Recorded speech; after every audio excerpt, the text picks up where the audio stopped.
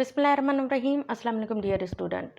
I really hope that you would be fine and shine by the grace of Allah. This is Tanzila Thebo from E-Learning with Tanzila Thebo Academy.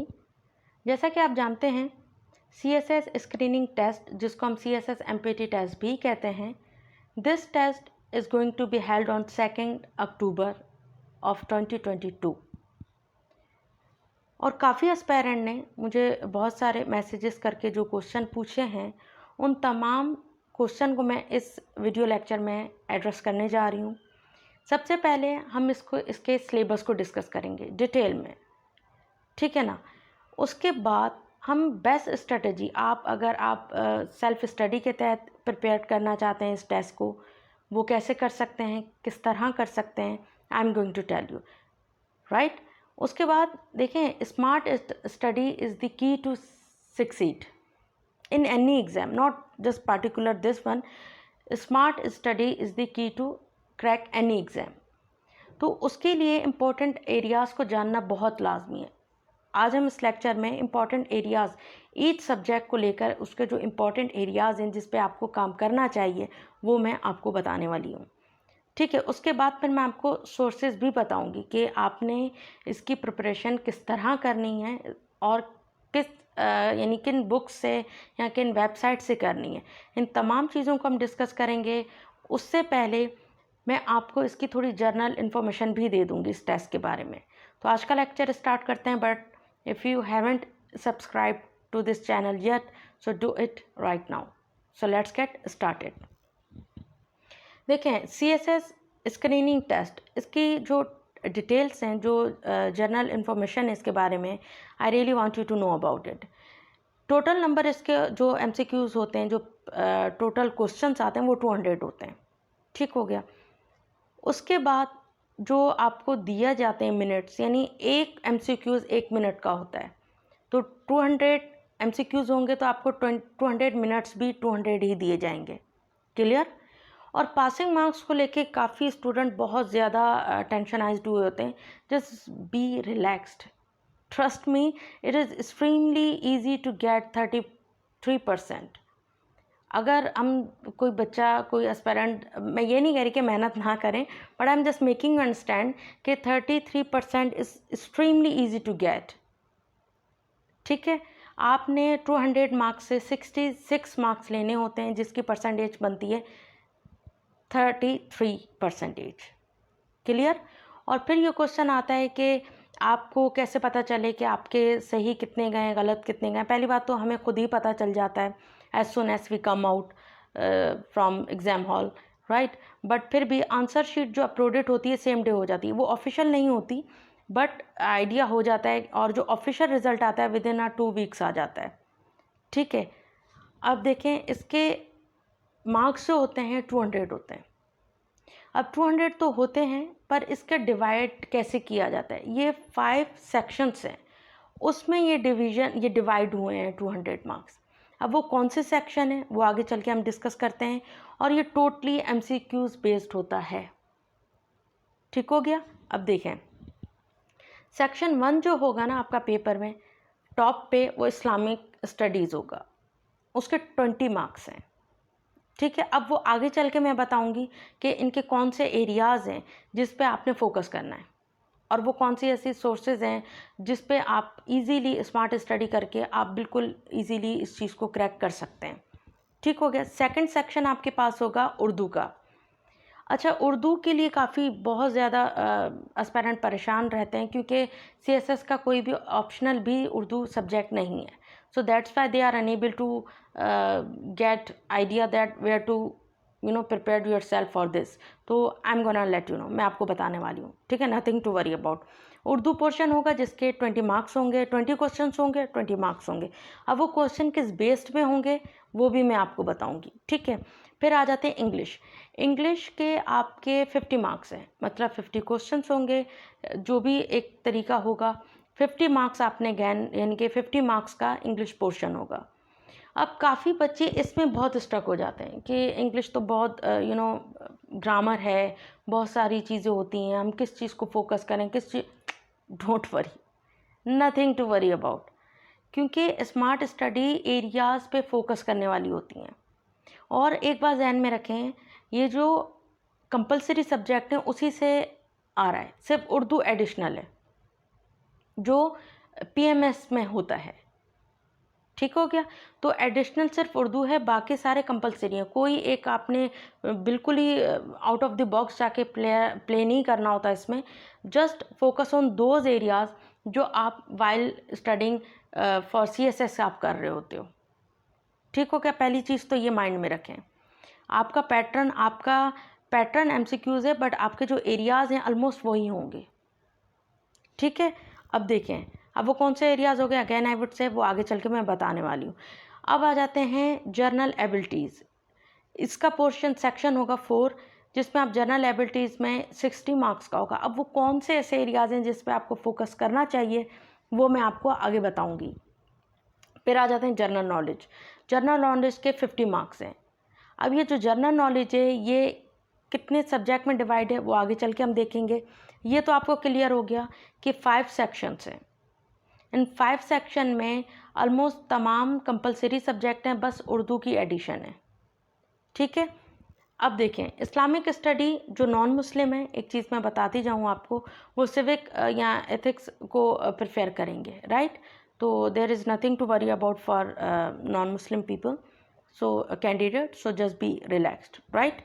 अब देखें, Urdu Islamic study बहुत easy होता है, बहुत ज़्यादा easy होता है। Being a मुस्लिम हमें तो काफ़ी चीज़ें एमसीक्यूज़ आप पहली बार भी अगर तैयारी कर रहे हैं, न्यू एस्पायरेंट है, उसमें भी दिक्कत नहीं होगी। ऑलमोस्ट आपको खुद ही आंसर आ रहे होंगे।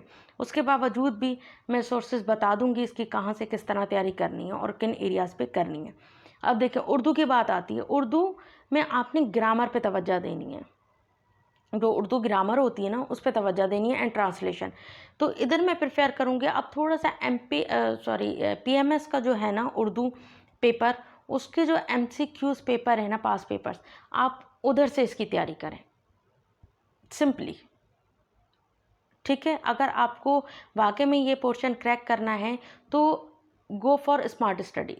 आपने पीएमएस के उर्दू पेपर उठाकर उसके जो पास पेपर्स हैं, पहली फुर्सत में उसको देख लें। वो एरियाज़ कौन कौन से उर्दू ग्रामर में वो कौन कौन से एरियाज़ हैं जिससे क्वेश्चन आते हैं, पहला तो ये काम करें आप खुद।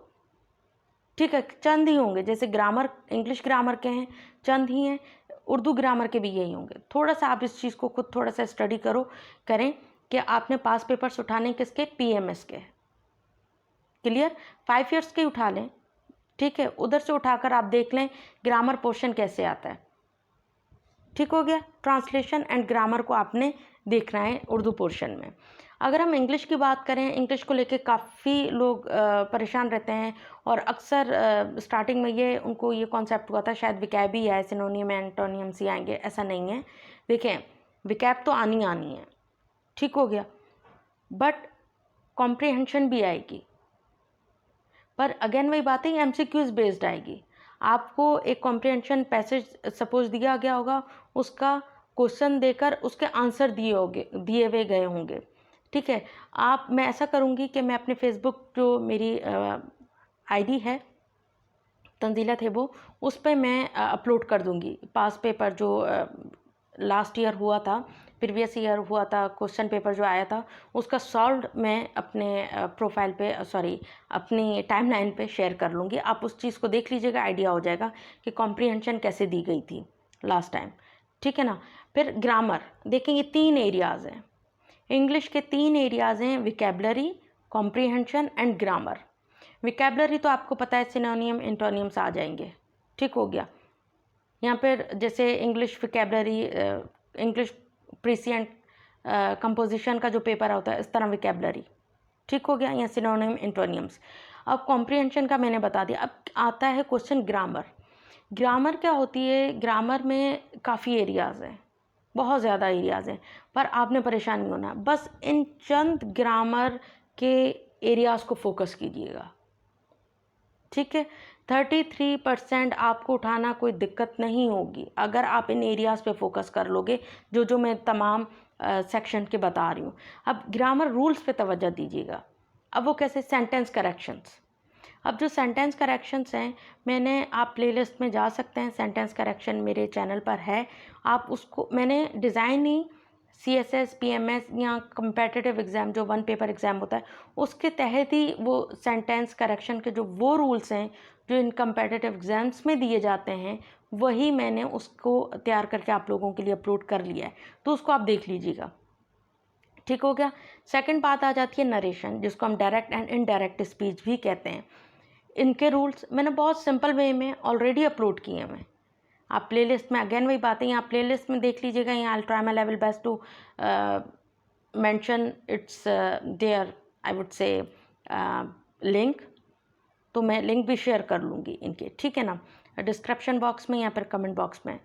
फिर टेंस एंड पैसिव वॉइस, देखिए टेंस जो होते हैं ना, इस पर तवज्जो दीजिएगा, बिल्कुल दीजिएगा। एक्टिव टेंस जैसे कहते हैं, या पैसिव वॉइस भी आप देख लीजिएगा, इन पे आपने तवज्जो देनी ही देनी है, ठीक है। प्रीपोजिशन है, पंक्चुएशन है, आर्टिकल्स है।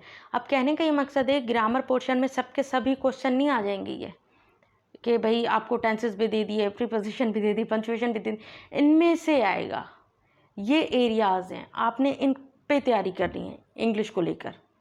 देखिए मैं एक बात कहूँ आपसे कि vocab, there are so many words, ठीक हो गया, there are so many words. तो इन केस अगर आपको कोई नहीं आता तो ठीक है, you should try your level best. पर जहाँ हम देखिए, हमने उन एरियाज़ को ज़्यादा यानी कि और मेहनत कर लेनी है जिस पे हम 100% गेन कर सकते हैं, वो ये चीज़ें हैं, ठीक है ना।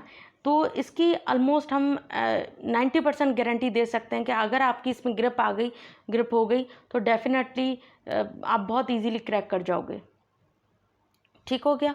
अब देखें, अब जनरल एबिलिटीज़ में क्या पोर्शन है, इसको सेपरेट कर लिया गया है जनरल साइंस से। तो देखें, जनरल एबिलिटी में अलजेब्रा है, लॉजिकल प्रॉब्लम है, एनालिटिकल प्रॉब्लम है, ज्योमेट्री है। तो ये जो तमाम चीज़ें हैं ना, आपकी मैं ये सोर्स भी बताती जाऊंगी, एंड में ये इनकी सोर्सेज भी बताऊंगी, आपने इसकी तैयारी कहाँ से करनी, इन चीज़ पे, एरियाज़ पे तवज्जो देनी है। अब एटलीस्ट आप ब्लैंक नहीं है कि आपने तैयारी करनी है, तो ये एरियाज़ हैं बस, इन पे आपने तवज्जो देनी है। क्लियर? इससे आउट नहीं आएगा इंशाल्लाह पेपर, इन्हीं एरियाज से आएगा जो भी आएगा, ठीक है। अब आ जाते हैं जनरल नॉलेज। जनरल नॉलेज में क्या है, एवरीडे साइंस है, ठीक है। अब एवरीडे साइंस और जनरल एबिलिटी को इन्होंने डिवाइड कर लिया है, अलहदा कर दिया है, ठीक है ना। तो ये जनरल एबिलिटीज़ में ये एरियाज़ पे आप फोकस करें, सामने मैंने मेंशन किए हुए। और जनरल नॉलेज में आपका आ जाएगा एवरीडे साइंस, ठीक है, और current affairs and Pakistan affairs. अब मैं जो बताने लगी हूँ, ये मैंने एरियाज़ बताए। अब जो मैं बताने लगी हूँ कि आपके किन चीज़ों पे करंट अफेयर है, तो इनका जो मेन थीम है किस पे होना चाहिए। करंट अफेयर का तो आई थिंक सबको ही पता होता है, जो CSS की तरफ आ रहा होता है, तो आई थिंक उन सबको पता होता है करंट अफेयर कैसे प्रिपेयर करना है। और मैंने इसका अच्छे से हाउ टू रीड न्यूज़पेपर या how to make notes from newspaper जो मैंने अपलोड किया था, उस पर मैंने डिटेल में बता चुकी हूँ कि किन किन चीज़ों पे आपने फोकस करना है करंट अफेयर में। अब आ जाती है पाकिस्तान अफेयर्स। इसमें काफ़ी लोग कंफ्यूज रहते हैं। पहले मैं जीके बात करूं तो जीके का जो हो ना, कोई लार्जेस्ट हो, लॉन्गेस्ट हो, डीपेस्ट हो, शॉर्टेस्ट हो, ओल्डेस्ट हो, इस टाइप के जो एरियाज़ हो ना, आपने उस पर फोकस करना है। बात समझ आ रही है? जैसे ये जो है ना, मैं आई am just giving an example कि ये जो जीके का पोर्शन आता है, जो लॉन्गेस्ट हो या लार्जेस्ट हो, डीपेस्ट हो, इस टाइप के जो हो ना, उन चीज़ों पे आपने तवज्जो देनी है, ठीक हो गया। इस्लामियत की अगर मैं बात करूं तो जो इवेंट होते हैं उन पे तवज्जो दीजिएगा, सही है। और वो कैसे आप इवेंट्स को फाइंड आउट कर सकते हो, कहाँ से तैयारी कर सकते हैं, वो आगे चल के मैं बताऊंगी।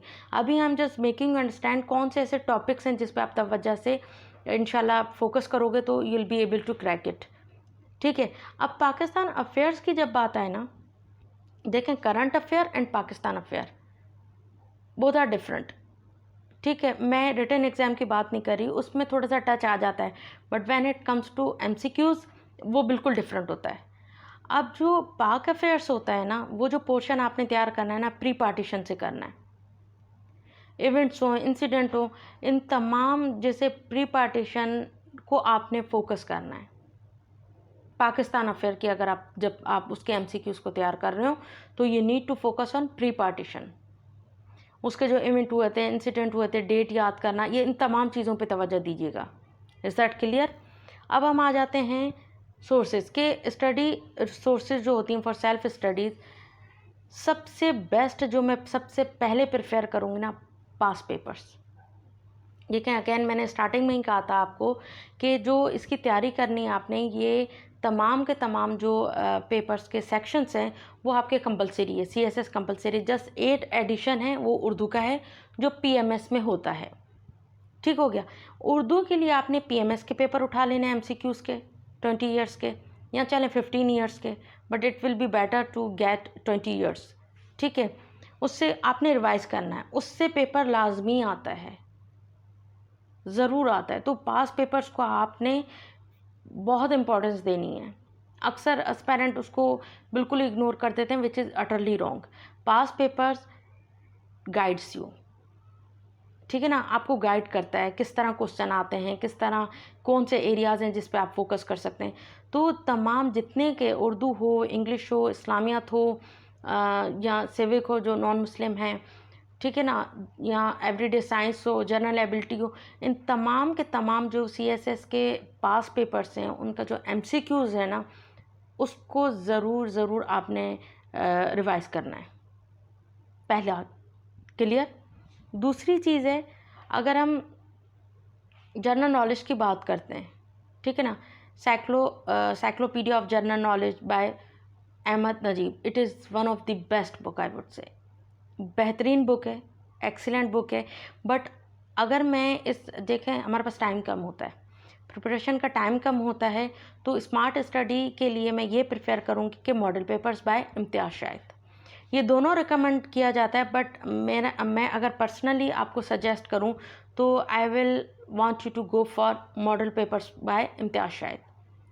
उनके जो एफपीएससी के जो मॉडल पेपर्स हैं, एफपीएससी के, ठीक है ना, ये बात ध्यान में रखिएगा, एफपीएससी के जो इनके मॉडल पेपर्स हैं बाय इम्तियाज़ शाहिद, उसको आपने ज़रूर देखना है। ठीक हो गया, उन एमसीक्यूज़ को देखना है, क्योंकि इस तरह क्या होगा, उसमें पोर्शन है बाकायदा तौर पर कि पाकिस्तान अफेयर्स के, करंट अफेयर तो मैं दूसरा प्रेफर करूँगी। करंट अफेयर के लिए मैं ये प्रेफर नहीं करूँगी जो मॉडल पेपर्स कह रही हूँ, ये मैं दूसरे तमाम जैसे जनरल साइंस है, जनरल एबिलिटी है, दूसरे जो यानी कि सब्जेक्ट है, मैं उनके लिए प्रेफर करूँ। जो करंट अफेयर्स के लिए ना, आई विल प्रेफर पाक एमसीक्यूज़ वेबसाइट जो है, इट इज़ रियली गुड। पाक एमसीक्यूज़ वेबसाइट को आप ज़रूर देख लीजिएगा। उसमें अगर आप उसमें पाकिस्तान अफेयर्स के भी, उसमें तमाम जितने भी कंपलसरी हैं उसमें एमसीक्यूज़ हैं, बिल्कुल हैं। अगर आप एक सोर्स पे करेंगे पाक एमसीक्यूज़, तो मेरा ये मानना होता है कभी भी एक सोर्स पे रिलाय ना करें। थोड़ा सा आप पाक एमसीक्यूज़ वेबसाइट को ज़रूर देखिएगा, लाजमी देखिएगा। उसमें करंट अफेयर्स भी आप करंट अफेयर्स तो आपने यहीं से प्रिपेयर करना है। न्यूज़पेपर आप वैसे ही पढ़ते हैं, जो भी इवेंट हो, पाकिस्तान में इवेंट हो या इंटरनेशनली कोई इवेंट हो या कोई ऐसा इंसिडेंट हो या कुछ भी इस तरीके से हो, वो आपने तो आप वाइल रीडिंग न्यूज़पेपर आपको आइडिया हो जाएगा। बट फिर भी पाक एमसीक्यूज़ जो वेबसाइट है करंट अफेयर्स के लिए बेस्ट है। ठीक हो गया। और जो दूसरे हैं, जनरल एबिलिटी है या प्रॉब्लम सॉल्विंग है, वो भी इंटरनेट पे कुछ वेबसाइट्स हैं, उनको आप फाइंड आउट करोगे यानी लिख कर कि general ability website. Actually I am not getting remember basically. मुझे एक बेहतरीन वो है, एक वेबसाइट है जनरल एबिलिटी की, वो अभी मेरे जहन में नाम नहीं आ रहा उसका, CTM कुछ इस तरीके से है, नहीं तो मैं डिस्क्रिप्शन बॉक्स में लिख लूँगी उसका नाम। तो नथिंग टू वरी अबाउट इस। होपफुली अब आपको ये समझ आ गया कि इसका सिलेबस कौन सा है, इसमें सेक्शंस कौन से हैं, एरियाज़ कौन से हैं, ठीक है ना। इंग्लिश के लिए तो आई वुड से कि आपको मैंने तमाम की तमाम CSS के रिलेटेड ही मैंने डिज़ाइन किया था। ये तमाम चीज़ें वो प्लेलिस्ट में आप जाके देख सकते हैं। ठीक हो गया। दूसरी बात ये है कि जो तमाम दूसरे हैं जैसे जनरल एबिलिटी है उसके पास पेपर्स आपको उठाने लाजमी, बुक मैंने आपको बता दिया है, FPSC model papers by Imtiaz Shahid, और वेबसाइट भी बता दी है। अब ये बात है कि आपने अप्रोच क्या रखनी है while preparing for screening test. अब बात यह है कि काफ़ी एस्पायरेंट ने ये मुझसे पूछा कि क्या हम जब तक MCQs टेस्ट ना हो जाए तब तक सिर्फ हम MCQs की तैयारी करें। नहीं, बिल्कुल भी नहीं, ये गलती मत कीजिएगा। देखें, MCQs के बाद आपके पास सिर्फ और सिर्फ आई थिंक 3 मंथ्स होंगे, 3 मंथ्स होंगे। उन 3 मंथ्स में क्या आप 12 सब्जेक्ट प्रिपेयर कर पाएंगे? खुद से पूछें। No, not at all. ये टेस्ट है। देखें, ये एक एग्ज़ाम और टेस्ट का डिफरेंस ज़रूर समझें। जो आपका रियल टारगेट है, जो रियल एग्ज़ाम है, वो CSS रिटन पार्ट है। वो माना कि ठीक है, अगर आप ये पास करेंगे तो आप रिटन में जाएंगे, अदरवाइज़ नहीं जा पाएंगे। But it is not too much difficult that you can't crack. आपका लेवल माशाल्लाह डेफिनेटली अच्छा ही होगा जो आप CSS की प्रिपरेशन कर रहे हैं, या बिल्कुल आप न्यू हैं तब भी नथिंग टू वरी अबाउट। अगर आप ये जो मैंने डायरेक्शंस बताई हैं, जो मैंने सारी चीज़ें आपको गाइड किया है, इस पर भी आप अमल कर लेंगे, so you will be able to crack it इंशाल्लाह। अब देखें, स्टडी प्लान में बताऊं, आपने ज़्यादा इस पर ठीक है आपने फोकस करना है, बट बहुत एक्स्ट्रा फोकस सिर्फ स्क्रीनिंग टेस्ट पे नहीं कर लेना है। ठीक है, 2 अक्टूबर को है तो लाजमी ये नहीं कि बस आप 8-8 घंटे ही सिर्फ आप MCQs की तैयारी कर रहे हो। नहीं, बिल्कुल भी नहीं। This is going to be very wrong for you guys. Don't do it. ठीक है ना। देखें, मैं आपको एग्जांपल दूं, आप एस्पायरेंट हैं तो आप 8 आवर्स पढ़ रहे होंगे डे में, ठीक है ना, 6 to 8 आवर्स पढ़ रहे होंगे। अब वो मैं दूसरे इंशाल्लाह मैं बना लूँगी, क्योंकि काफ़ी क्वेश्चंस आ रहे हैं एस्पायरेंट के, उसके लिए मैं सेपरेट वीडियो बना लूँगी, लेक्चर बना लूँगी कि आपने एक सब्जेक्ट को कितना टाइम देना है। अभी जस्ट मैं फोकस कर रही हूँ स्क्रीनिंग टेस्ट को। देखिए, आपने 8 आवर्स दे रहे हो, ठीक है, आप दे रहे हैं 8 आवर्स में 2 hours, only 2 hours, 2 to 3 hours, इससे ज़्यादा नहीं। मैं तो कहूँगी सिर्फ 2 आवर्स। आप स्टार्टिंग में जैसे आपने स्टार्ट की है, आप स्टार्ट करते हैं पढ़ना 9 बजे फॉर इंस्टेंस, आप न्यूज़पेपर पढ़ने के बाद 9 बजे स्टार्ट करते हैं, तो 9 से 11 आप MCQs की तैयारी करें। ठीक हो गया। अब वो कैसे, सपोज़ आप इस्लामियत का कर रहे हैं तो 1 वीक दें, एक सब्जेक्ट को सिर्फ और सिर्फ 1 वीक दें, इससे ज़्यादा नहीं देना है आपने। ठीक है ना। जैसे मैं एग्जांपल दूं, इस्लामिक स्टडीज़ है तो आपने 1 वीक देना है, उस 1 वीक में ही आपने उसके पास पेपर देखने हैं, आपने जो मैंने सोर्स बताई है पाक MCQs को भी देख लेना है। बस पहले पास पेपर को देखिएगा, अच्छे से मेमोराइज़ कीजिएगा। मेमोराइज़ ना हो तो एटलीस्ट उसको रीड करें, उसको लिखें। काफ़ी एस्पायरेंट की होता है कि काफ़ी मेमोरी अच्छी नहीं होती, so nothing to worry about. फिर उसको टेक्निकल हैंडल करें, उसको रोज़ाना रीड करें एटलीस्ट, ठीक है ना, रीडिंग करें, उस पास पेपर्स के सॉल्व पास पेपर्स को रीड करें, ठीक है ना, वो जहन में बैठ जाएगा आपके। सही हो गया। जैसे इस्लामियत है, 1 वीक आपने दिया, 2 आवर्स आपने दिए, जो आपके 6 आवर्स हैं वो आपने रिटन पार्ट को देना है। ठीक है, आपने 1 वीक आपने सपोज इस्लामिक स्टडी कर लिया। जनरल एबिलिटी, चलो किसी की अगर वीक है तो आपने 2 वीक्स दे दिए, 60 मार्क्स का है वो भी, तो आपने 2 वीक्स दे दिए, nothing to worry about. 2 hours आपने डेली देने हैं, ठीक है, उसको 2 वीक्स दे दें। इंग्लिश है, I don't think so it's difficult, it's quite easy, तो आपने 1 वीक ही, मेरे नज़दीक आप उसको 1 वीक ही दें। 1 वीक भी बहुत ज़्यादा है, बट आप न्यू हैं, बिगनर हैं, तो 1 वीक इज़ इनफ। ठीक हो गया। उसके अगेन वही बात है, उसके जो रिलेटेड लेक्चर्स हैं आप मेरे चैनल पे देख सकते हैं प्लेलिस्ट में जाकर, और उसके मैं डिस्क्रिप्शन बॉक्स में भी शेयर कर लूँगी, सो मस्ट वॉच इट। तो इस तरह आपने डिवाइड करना है कि 2 आवर्स आपने सिर्फ और सिर्फ MCQs को देने हैं। आपने ये गलती नहीं करनी है कि भाई हमने 8 आवर्स आप सिर्फ MCQs को दे रहे हैं, और जब ये टेस्ट स्क्रीन टेस्ट पास होगा तो जनाब आप रिटर्न की तैयारी करेंगे। ऐसा मत कीजिएगा, it's going to be wrong approach. Clear. तो आपने बैलेंस करके चलना होता है। तो होपफुली आज का लेक्चर आपको बहुत अच्छे से समझ आ गया होगा। और still if you have any kind of query, अगर कोई क्वेश्चन है या कन्फ्यूजन है, आप कमेंट बॉक्स में मुझसे पूछें, इंशाल्लाह आई विल डेफिनेटली आंसर। तो अपना बहुत सारा ख्याल रखिएगा, best of luck and please stay calm, nothing to worry about. देखें, लास्ट में मैं एक बात ज़रूर कहूँगी, अल्लाह ने आपसे आपकी मेहनत मांगी है, रिज़ल्ट अल्लाह देने वाला है। तो always hope for the best and that's all. Take care.